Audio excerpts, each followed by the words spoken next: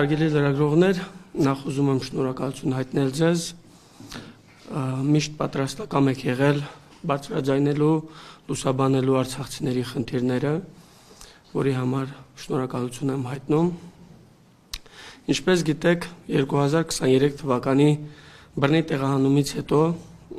Հայաստանում ապրող մեր հայրենակիցները առաջինը մեզ ձեռք մեկնեցին եւ գրկաբաց ընդունեցին իրենց տները,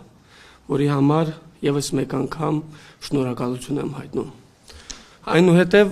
Հայաստանի կառավարությունը ամբողջությամբ իր վրա վերցրեց արցախցիների սոցիալական խնդիրները։ Սկզբնական շրջանում գործում էին աջակցության ծրագրեր, ինչը հնարավորություն էր տալիս արցախցիներին ապրել եւ արարել մայր հայրենիքում, որին հաջորդեց այլ ծրագրեր։ Խոսքը գնում է բնակարանային ծրագրի մասին, որտեղ հաշվի չեն առնվել Հայաստանում շուկայական գները։ Մենք բազմաթիվ անգամներ բարձրաձայնել ենք այդ խնդիրների մասին, որից հետո ուրեմն տեղի ունեցած հանրահավաքը, որտեղ մենք ներկայացրեցինք այն բոլոր բացթողումները, որոնք որ առկա են այդ ծրագրի շրջանակներում, կառավարությունը խոստացավ մեզ որոշակի լուծումներ։ Մեկ ամիս մենք ուրեմն մնացինք Ազատության հրապարակում, հանդիպումներ ունեցանք քաղաքական ուժերի հետ, ներկայացրեցինք մեր օրակարգը, շատ լավ գիտակցելով, որ այսօրվա իշխանություններից մեծ սպասելիքներ չունենք, քանի որ նրանց համար Ղարաբաղյան հակամարտությունը փակ է, արցախցիների հարցը, վերադարձի հարցը փակ է, եւ շատ լավ հասկանում էինք, որ ամեն ինչ անելու են, որ ժամանակի ընթացքում արցախցիները արտագաղթեն։ Սա իհարկե իրենց կողմից արձանագրված փաստ էր, իրենք հասկանում էին, որ արցախցիները մնալով Հայաստանում վերադարձի հարցը լինելու է օրակարգում։ Այնուհետև իրենց կողմից առաջ քաշված այդ բնակարանային ծրագիրը, ինչպես գիտեք, բաժանված էր գոտիների, սահմանամերձ գոտիներում մեկ շնչի մասով 5 միլիոն դրամ, որոշ բնակավայրերում 4 եւ Երևանում ու Արբանյակ քաղաքներում 3 միլիոն դրամ, մեկ շնչի մասով։ Ակնհայտ էր, որ փոքր ընտանիքները, 1, 2 կամ 3 անդամներից բաղկացած ընտանիքները այդ բնակարանային ծրագրով չեն կարողանալու ուրեմն տանիք ունենան։ Մենք սրա մասին բազմաթիվ անգամներ քննարկել ենք փոխվարչապետ Տիգրան Խաչատրյանի հետ, խոստացել եմ մեզ բարեփոխել, բայց ինչպես տեսնում ենք, այդ խոստումները մնացել են սեղանին։ Այնուհետև ստեղծվել է մի այնպիսի իրավիճակ, որ այստեղ օրվա ընթացքում մեզ են դիմում բազմաթիվ արցախցիներ, ովքեր մնալու տեղ չունեն։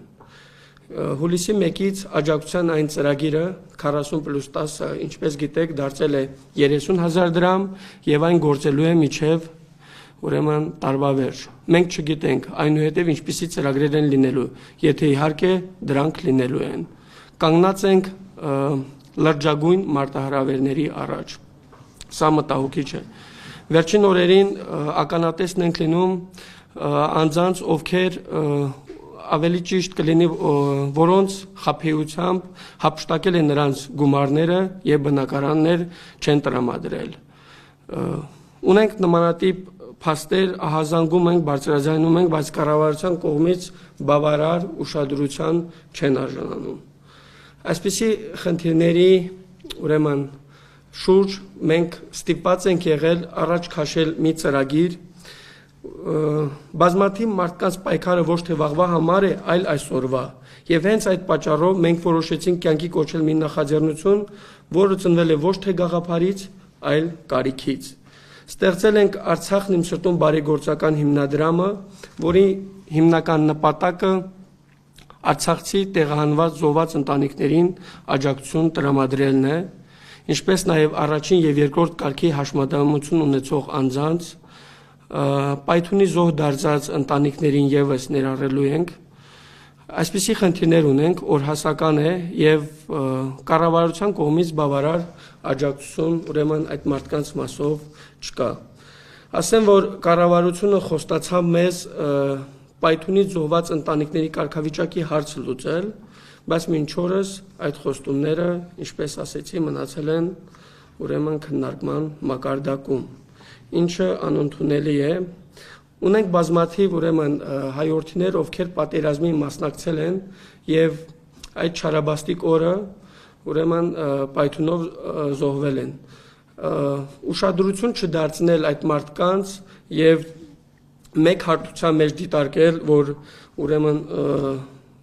մի քանի ամիս առաջ, եթե չեմ սխալվում, Սուրմալույում եւս դեպք է տեղի ունեցել, մեզ համար անընդունելի է։ Ուրեմն դատարանի վերաքննիչ դատարանի որոշմամբ պարզ է դարձել, որ այդ ամենը տեղի է ունեցել պատերազմի հետևանքով։ Հետևաբար կառավարությունը պետք է կարգավիճակի հարցը ունենա օրակարգում։ Մեկ անգամ եւս նշում եմ, որ իրենցից մեծ սպասելիքներ անկեղծ ասած չունենք, բայց փորձում ենք ելքեր գտնել եւ այսօրվա այս ֆորմատով հանդիպման նպատակը հետեւյալն է՝ կոչ անել մեր հանրությանը, ում համար Արցախի հարցը փակված չէ եւ արցախցիների ցավը իրենց ցավն է, սատար կանգնեն արցախցիներին։ Առաջին հերթին դիմում եմ արցախցի այն գործարարներին, ովքեր երկար տարիներ հաջողված բիզնես ծրագրեր են ունեցել Արցախում, իհարկե որոշ արտոնություններով, ժամանակն է, որ իրենք առաջինը գան եւ իրենց հայրենակիցների կողքին կանգնեն։ Եթե չեն ուզում փողոցներում տեսնել ուրեմն զոհվածների ընտանիքների, սա ոչ միայն սոցիալական խնդիր է, այլև բարոյական։ Ժամանակն է համախմբվելու եւ միասին լուծելու մեր օրվա խնդիրները։ Նաև կոչով եւ խնդրանքով դիմում եմ Հայաստանի Հանրապետության նախկին նախագահներին Ռոբերտ Քոչարյանին եւ Սերժ Սարգսյանին։ Երկար տարիներ նրանք ղեկավարել են Հայաստանի կառավարությունը, ուրեմն հանրապետությունը, եւ վստահ եմ, որ իրենք ունեն այն կապերը, ինչը կարող է նպաստել, որպեսզի արցախցիների խնդիրները թեթևացնենք, մեղմացնենք։ Բոլորս գիտակցում ենք, որ օրվա իշխանությունների մեկ օր մնալը հավելյալ խնդիրներ է ստեղծելու մեզ բոլորիս համար։ Եվ իհարկե դիմում ենք մեր հայ բարերարներին, Գագիկ Ծառուկյանին, Սամվել Կարապետյանի ընտանիքին, շատ լավ գիտակցելով իրենց այսօրվա կացությունը, դիմում ենք Սփյուռքում ապրող մեր հայ